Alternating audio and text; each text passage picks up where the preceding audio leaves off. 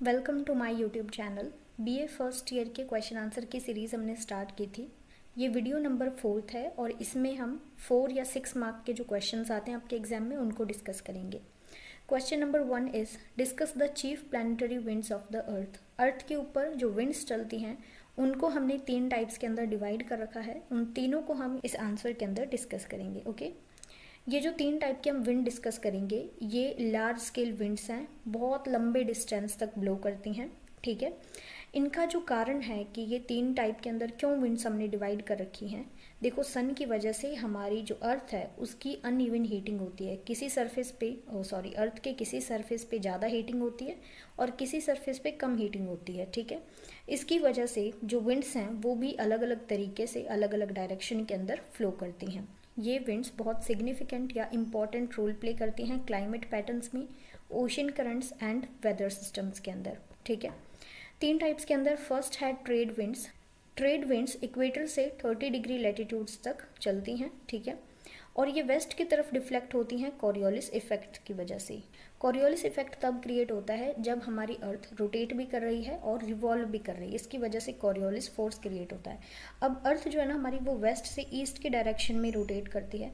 इस वजह से क्या होता है कि जो एयर है ना वो इस साइड डिफ्लेक्ट हो जाती है। जैसे ये इक्वेटर वाला रीजन है, यहाँ पे एयर इस साइड डिफ्लेक्ट होगी और साउथ हेमिस्फेयर के अंदर इस साइड डिफ्लेक्ट होगी। ठीक है, ये हमारा इक्वेटर है। ठीक है, ये 0 डिग्री है। यहाँ से 30 डिग्री के अंदर इस वाले लैटिट्यूड्स के अंदर ये विंड चलती हैं। ये विंड की डायरेक्शन है ईस्ट से वेस्ट की तरफ और वहीं पर साउथ हेमिस्फेयर के अंदर भी ईस्ट से वेस्ट की तरफ। ठीक है, इस तरीके से ये विंड चलती हैं। ओके, और यहाँ पे हेडली सेल का फॉर्मेशन होता है। अब हम बात करते हैं वेस्टर्लीज की। वेस्टर्लीज इस डायरेक्शन में चलती हैं वेस्ट से ईस्ट की तरफ। ठीक है, ये वाला रीजन। अब यहाँ पे ये 30 डिग्री है और ये 60 डिग्री है। इन दोनों लैटिट्यूड्स के अंदर वेस्टर्लीज चलती हैं दोनों हेमिस्फेयर में और इस वाले हेमिस्फेयर में भी। ओके, ये हेडली सेल और पोलर सेल, यहाँ पे बनता है हेडली सेल और यहाँ पे बनता है पोलर सेल, और ये वाला जो सेल है ये इन दोनों के बीच बनता है। ठीक है, और इस टाइप की जब वेस्टर्लीज चलती हैं इसकी वजह से एक्स्ट्रा ट्रॉपिकल साइक्लोन्स का फॉर्मेशन होता है। ठीक है, सो एक बार हम फिर से यहाँ पे देखते हैं। देखो, ट्रेड विंड्स इस डायरेक्शन में चलेंगी।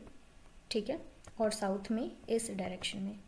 ओके, और उसी के बाद हमने देखा वेस्टर्लीज इस डायरेक्शन में चलती हैं वेस्ट से और इस वाले रीजन में ऐसे। ठीक है, उसके बाद जो पोलर ईस्टर्लीज चलती हैं उनकी ये डायरेक्शन है, ये ईस्ट की तरफ फ्लो करती हैं।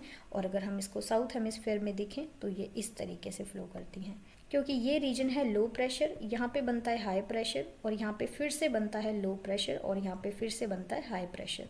अब जो एयर चलती है वो हमेशा हाई प्रेशर से लो प्रेशर की तरफ आएगी, तो ये एयर यहाँ से हाई प्रेशर से लो प्रेशर की तरफ और यहाँ से इस डायरेक्शन में हाई प्रेशर से लो प्रेशर, और यहाँ पे हाई प्रेशर है और हाई प्रेशर से फिर से लो प्रेशर। ठीक है, सो आई होप ये आपको समझ में आया होगा। ओके, सो ये विंड्स चलती हैं।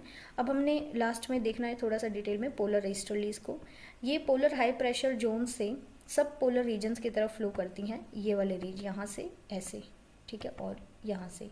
ओके, ये 60 डिग्री से 90 डिग्री लैटिट्यूड्स के अंदर चलती हैं और ये पोलर फ्रंट्स के फॉर्मेशन के अंदर कंट्रीब्यूट करती हैं। सो ये 3 टाइप की विंड्स हमारी अर्थ पे चलती हैं। ठीक है, next question is mention the natural environment of polar regions.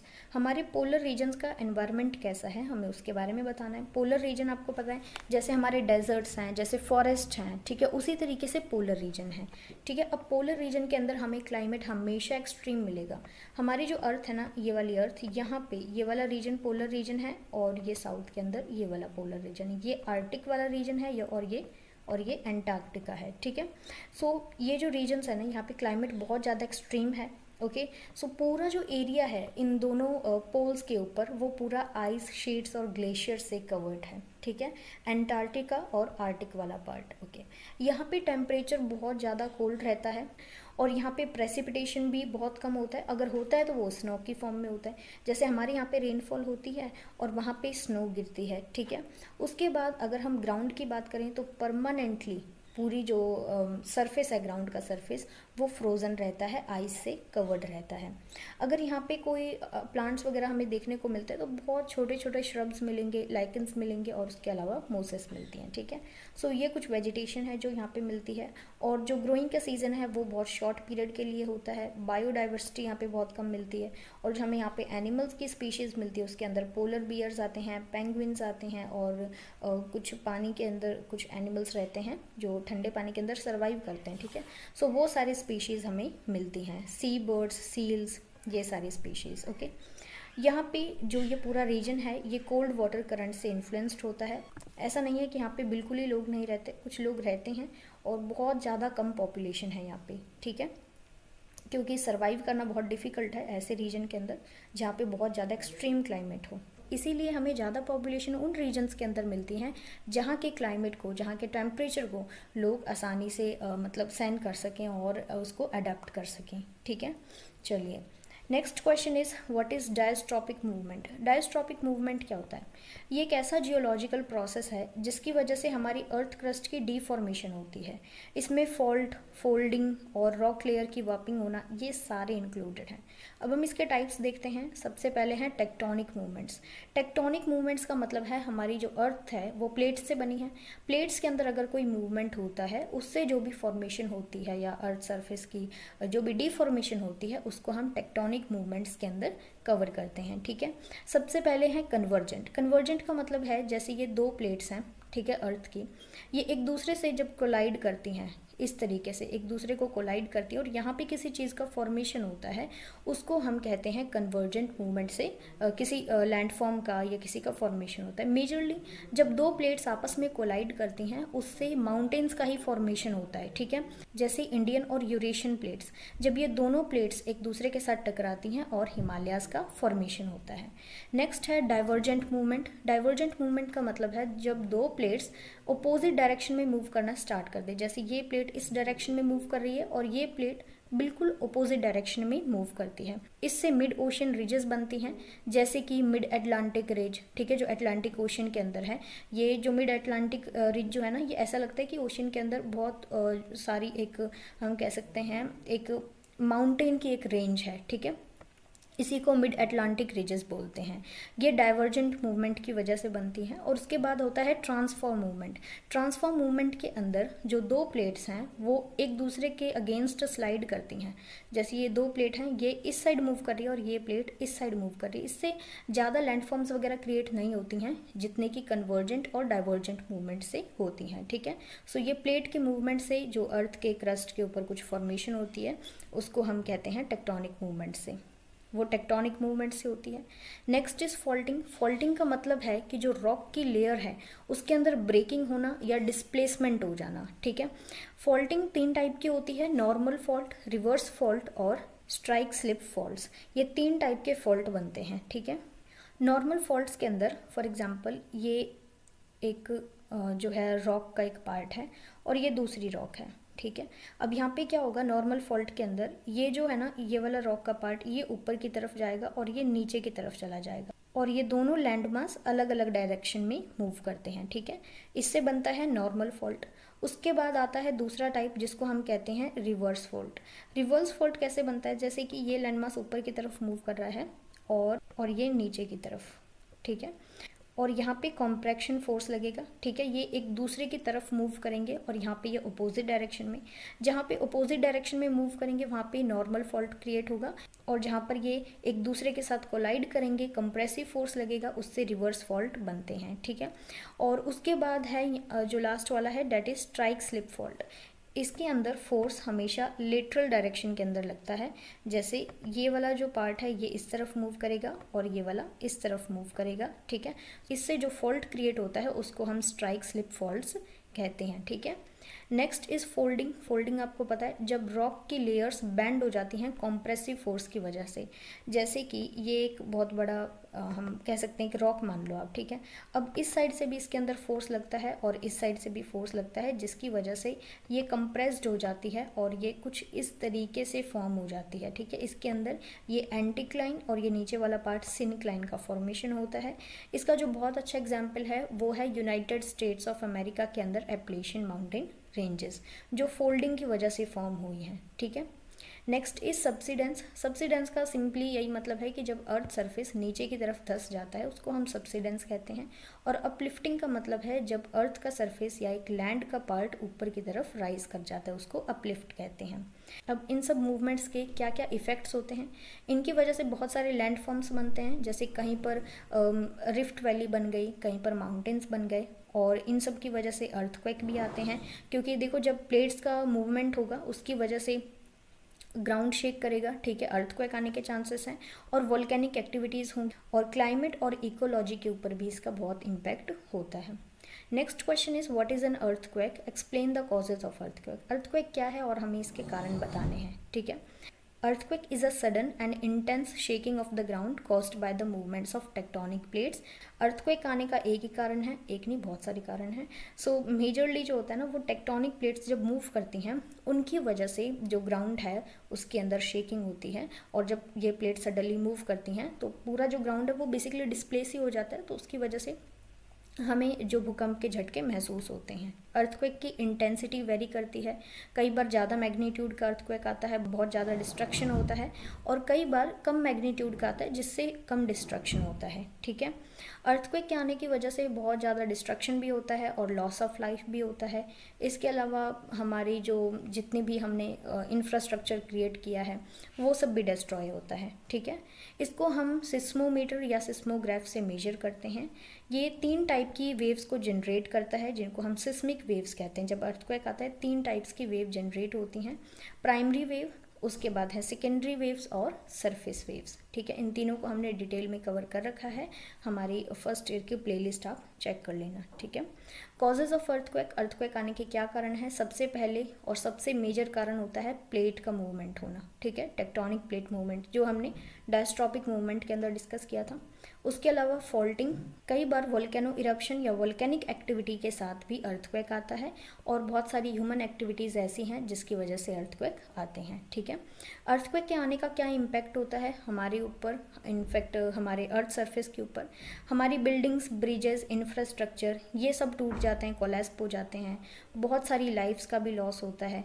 कई बार अर्थक्वेक जब ओशियन के अंदर आता है उससे सुनामी भी आती है, कई बार अर्थक्वेक से फ्लडिंग भी आती है। देखो अगर सुनामी आएगी तो ऑब्वियसली फ्लडिंग होगी, ठीक है, और जो कोस्टल रीजन है वो पूरा डैमेज हो जाएगा। और अगर किसी जगह पे एक बार अर्थक्वेक आ गया तो जो पूरा जो स्ट्रक्चर है ना अर्थ के इंटीरियर का वो मतलब उस रीजन के अंदर वो बहुत ज़्यादा वीक हो जाता है, और फर्दर आगे चांसेस होते हैं कि आगे भी कोई अगर ऐसी एक्टिविटी होती है सो उससे बहुत ज़्यादा डैमेज होगा, ठीक है। Question number 15, classify the mountains on the basis of origin. सबसे पहले आते हैं फोल्ड माउंटेन्स, ठीक है। ये माउंटेन्स फोल्डिंग की वजह से फॉर्म होते हैं, जैसे हमने एप्लेशियन माउंटेन यूएसए के अंदर अभी हमने एग्जाम्पल देखा था। जब टेक्टोनिक प्लेट्स कोलाइड करती हैं उससे भी फोल्ड माउंटेन्स बनते हैं, जैसे यूरेशियन प्लेट और इंडियन प्लेट से हमारे हिमालयाज़ का फॉर्मेशन हुआ, ठीक है। और ये हमने देख लिया हिमालयाज़ का फॉर्मेशन। और उसके बाद एंडीज माउंटेन रेंज है, ये साउथ अमेरिका के अंदर है। अगर ये देखो ये साउथ अमेरिका है ना, यहाँ पे ये रेंज है वेस्ट वाले रीजन के अंदर। और उसके बाद यूरोप के अंदर एल्प्स माउंटेन, ये सारे फोल्ड माउंटेन्स का एग्जाम्पल हैं। Next is fault block mountains, ये फॉल्टिंग की वजह से क्रिएट होते हैं जब अर्थ क्रस्ट के अंदर कोई फ्रैक्चर आता है और रॉक के ब्लॉक्स जब डिस्प्लेस होते हैं उस वजह से ये माउंटेन्स फॉर्म होते हैं। Result in the upliftment of rock blocks creating steep rugged mountains. देखो क्या होता है यहाँ पे, जैसे कि ये 2 रॉक हैं बड़ी बड़ी, ठीक है, ये पहले ऐसी थी, उसके बाद ये वाली जो रॉक है ना ये नीचे की तरफ चली गई, ठीक है। अब यहाँ पे ये पूरा माउंटेन बन गया और ये जो होगी ना ये स्लोप एकदम स्टीप स्लोप बन जाती है, ठीक है। इसी को हम फॉल्ट ब्लॉक माउंटेन्स कहते हैं। सिरिया नेवादा इन कैलिफोर्निया, वसाच रेंज और टिटॉन रेंज इन व्योमिंग, ओके। सो ये फॉल्ट ब्लॉक माउंटेन्स का एग्जाम्पल है। Next is volcanic mountains. Volcanic mountain volcanic activities से फॉर्म होते हैं, ये कॉनिकल शेप के होते हैं क्योंकि जब मटेरियल निकलता है वोल्केनो इरप्ट होता है उससे वेंट के थ्रू मटेरियल निकलता है और वो एक्यूमुलेट हो जाता है, जैसे वोल्केनिक इरप्शन हुआ और यहाँ पे जब मटेरियल निकला वो यहाँ पे एक्यूमुलेट हो गया, ठीक है। फिर माउंटेन थोड़ा बड़ा हो गया, उसके बाद फिर से वोल्केनिक इरप्शन हुआ और इस तरीके से फिर से यहाँ पे डिपोजिशन हुआ लावा का और ये फिर से माउंटेन बन गया, ठीक है। इससे कई बार क्रेटर और कैल्डेरास का फॉर्मेशन होता है। इसके एग्जाम्पल है Mount Fuji in Japan, then Kilimanjaro ये तंजानिया के अंदर है, और मुआना लाओ इन हवाई। ठीक है, ये वोल्केनिक माउंटेन्स के एग्जाम्पल्स हैं। नेक्स्ट है रेजिडुअल माउंटेन्स। इनका फॉर्मेशन इरोजन की वजह से होता है।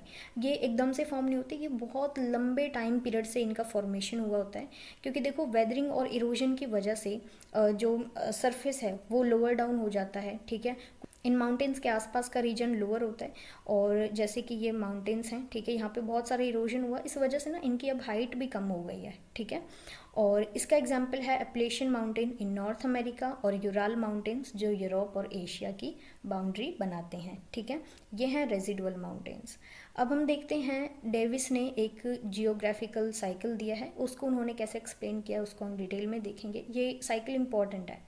ठीक है, इससे क्वेश्चन आते हैं और इन्हीं का ही बेसिकली पूछा जाता है, इंपॉर्टेंट है।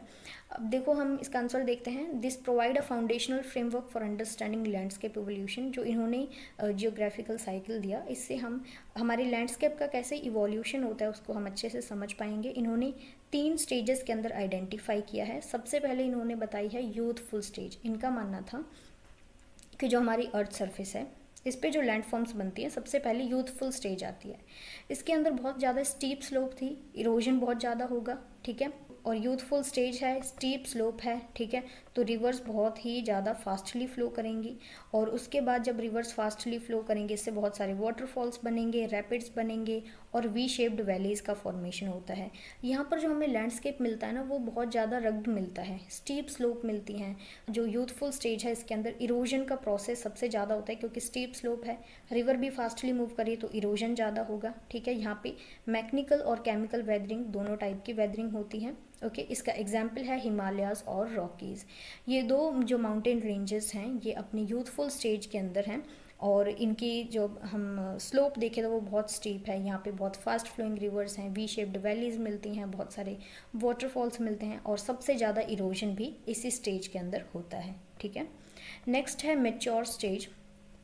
इसके अंदर जो टोपोग्राफी है ना उसका बहुत ज़्यादा इरोजन हो चुका होता है। ठीक है, अब यहाँ पे जो स्लोप्स हैं वो थोड़ी जेंटल हो जाती हैं, और जो वैलीज़ हैं वो थोड़ी वाइड हो जाती हैं। जो पहले वी शेप्ड वैलीज़ थी, अब इरोजन और बहुत सारा हो गया तो वो कुछ इस टाइप की बन जाती हैं, और सेडिमेंट्स धीरे धीरे रिवर्स जब नीचे की तरफ प्लेन्स के अंदर फ्लो करती हैं वहाँ पे सेडिमेंट्स को डिपॉजिट करती हैं और फ्लड प्लेन्स का फॉर्मेशन करती हैं। ठीक है, इससे डेल्टाज, एल्यूविल फैंस और फ्लड प्लेन्स ये सब मैच्योर स्टेज के अंदर रिवर क्रिएट करती है। ठीक है, क्योंकि इरोजन यूथफुल स्टेज के अंदर बहुत ज़्यादा हो चुका है, अब है काम डिपोजिशन का।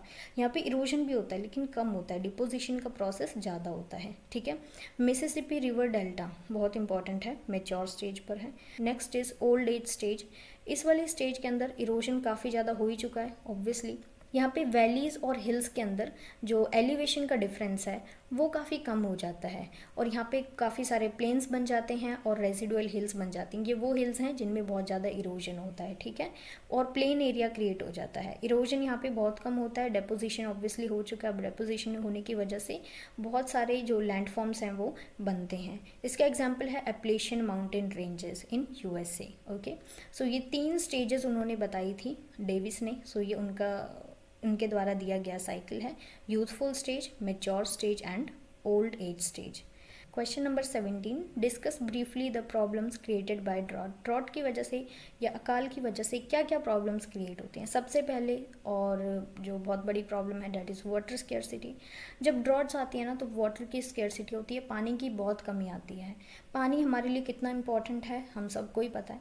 अगर पानी की ही कमी होगी तो हमारा तो जीना बिल्कुल ही मुश्किल हो जाएगा। ठीक है, पानी की कमी आएगी, इससे एग्रीकल्चर को भी इम्पैक्ट होगा, ह्यूमंस को भी इम्पैक्ट होगा, क्योंकि पानी इतना इम्पॉर्टेंट हमारा रिसोर्स है। ठीक है, अगर इसी की कमी आ गई तो इससे कॉन्फ्लिक्ट्स भी होते हैं सोसाइटी के अंदर। ओके, पानी के ऊपर कितनी लड़ाइयाँ होती हैं। उसके बाद इम्पैक्ट ऑन बायोडाइवर्सिटी, जो उस रीजन की बायोडाइवर्सिटी है उसको भी इम्पैक्ट होगा। ठीक है, क्योंकि हमें जो बहुत सारे फॉरेस्ट मिलते हैं ना वो उसी रीजन के अंदर मिलते हैं जहाँ पे अच्छी रेनफॉल होती है। ठीक है, और कोई ऐसा रीजन है जहाँ पे बिल्कुल अकाल पड़ गया तो बायोडाइवर्सिटी तो ऑब्वियसली वहाँ पे ख़त्म ही हो जाएगी। एग्रीकल्चर के ऊपर भी इसका इम्पैक्ट होगा। जब पानी नहीं होगा तो एग्रीकल्चर कैसे होगा, क्योंकि भाई एग्रीकल्चर को तो पानी चाहिए। ठीक है, अगर आप कहीं पर भी देखो जो ऐसे रीजन्स हैं जहाँ पे बहुत अच्छा एग्रीकल्चर होता है, वहाँ पे पानी भी बहुत ज़्यादा अवेलेबल होता है, ठीक है। इसकी वजह से हेल्थ रिस्क भी बढ़ जाते हैं, लोग माइग्रेट करके किसी और रीजन के अंदर चले जाते हैं। फॉर एग्जांपल किसी रीजन के अंदर बिल्कुल अकाल पड़ गया तो लोग वहाँ से माइग्रेट करेंगे किसी और रीजन के अंदर, डिस्प्लेसमेंट भी हो जाता है। उसके बाद अब जो थोड़े बहुत वाटर के रिसोर्स बचे हैं उनके ऊपर लड़ाई झगड़े होते हैं। जैसे अगर हमने ना एंशिएंट हिस्ट्री के अंदर डिस्कस किया था हाइड्रोलिक एम्पायर के बारे में, ये ऐसे एम्पायर थे, हाइड्रोलिक एम्पायर का मतलब है जैसे इंडस वैली सिविलाइजेशन है, ठीक है, ऐसे और भी बहुत सारी सिविलाइजेशन थी। अब हम एग्जांपल लेते हैं नाइल रिवर। नाइल रिवर के आसपास जो सिविलाइजेशन थी ना वो एक हाइड्रोलिक एम्पायर भी था, क्योंकि देखो पानी का जो सोर्स था वो सिर्फ वो रिवर थी, ठीक है, और बाकी पूरा डेजर्ट वाला रीजन था। तो वो हाइड्रोलिक एम्पायर क्या करते थे, अब पानी जो सोर्स है ना उसके ऊपर अपना पूरा कंट्रोल करके रखते थे, ठीक है, ताकि कोई और बाहर से इन्वेड ना करे, ठीक है, क्योंकि पानी उनके लिए बहुत इंपॉर्टेंट था। और आज भी अगर हम देखें तो पानी कितना इंपॉर्टेंट रिसोर्स है और कितनी ज़्यादा इस पे लड़ाइयाँ भी होती हैं। इनफैक्ट हमारे स्टेट्स के अंदर किस रिवर, अगर कोई रिवर फ्लो कर रही है बहुत सारे स्टेट्स के अंदर, कौन सा स्टेट उस रिवर का कितना पानी यूज़ करेगा, इसके ऊपर भी बहुत सारी लड़ाइयाँ होती हैं, ठीक है, सुप्रीम कोर्ट तक केस पहुँच जाते हैं। उसके बाद है सॉइल डिग्रेडेशन। सॉइल डिग्रेडेशन तो ऑब्वियसली होगा, सॉइल को भी पानी चाहिए, ठीक है, और सॉइल डिग्रेड होगी तो बिल्कुल एग्रीकल्चर नहीं होगा, बायोडाइवर्सिटी के ऊपर भी इम्पैक्ट होगा। उसके अलावा जो वहाँ पे एनिमल्स हैं, कैटल्स हैं, उन पे भी इम्पैक्ट होगा, ठीक है। सो बहुत ही बड़ी प्रॉब्लम है ये। वेदरिंग क्या है और हमें फिजिकल वेदरिंग के टाइप्स बताने हैं। देखो वेदरिंग के अंदर रॉक्स या फिर मिनरल्स का ब्रेक डाउन होता है अर्थ सरफेस पर। वेदरिंग इंपॉर्टेंट भी है क्योंकि वेदरिंग की वजह से ही सॉइल का फॉर्मेशन होता है, ठीक है। अब हम देखते हैं टाइप्स ऑफ फिजिकल वेदरिंग। सबसे पहले है सॉल्ट वेदरिंग। ये ज़्यादातर एरिड और कोस्टल एनवायरनमेंट्स के अंदर होती हैं, जैसे कि एक रॉक है, ठीक है, इसमें कुछ सॉल्ट के कंटेंट हैं, ठीक है। जब ये पानी के कांटेक्ट में आएगी तो ये जो कंटेंट्स हैं सॉइल के, ये क्या होंगे, ये डिज़ोल्व हो जाएंगे, ठीक है, पानी के अंदर फॉर्म हो जाएंगे। और उसके बाद क्या होगा, जब एकदम से धूप पड़ेगी ये कॉन्ट्रैक्ट हो जाएंगे। तो ये सॉल्ट वेदरिंग जो है ना ये ज़्यादातर हमें लाइमस्टोन के अंदर देखने को मिलती है, और बार बार इस कॉन्ट्रैक्शन और एक्सपेंशन के प्रोसेस की वजह से वेदरिंग होती है, इसको हम सॉल्ट वेदरिंग कहते हैं। नेक्स्ट इज थर्मल एक्सपेंशन और कॉन्ट्रैक्शन। देखो जब टेम्परेचर ज़्यादा फ्लक्चुएट करता है, एकदम से बहुत ज़्यादा ठंड पड़ने लग गई फिर गर्मी पड़ने लग गई, टेम्परेचर जब ज़्यादा फ्लक्चुएट करता है तो वो जो मटेरियल है जैसे कि कोई रॉक है, जब टेम्परेचर फ्लक्चुएट करेगा तो क्या होगा, जब टेम्परेचर राइज करेगा, ठीक है, तो वो रॉक एक्सपेंड कर जाएगी या वो मटेरियल एक्सपेंड कर जाएगा, ठीक है, और जब टेम्परेचर कम होगा तो वो एकदम कॉन्ट्रैक्ट हो जाएगा। सो इस वजह से क्या होता है कि बार बार ये जो एक्सपेंड करने का और कॉन्ट्रैक्ट करने का प्रोसेस होता है ना, इसकी वजह से जो फोर्स लगता है उससे रॉक जो है वो टूट जाती है, उसमें ब्रेक डाउन हो जाता है और उससे वेदरिंग होनी शुरू हो जाती है।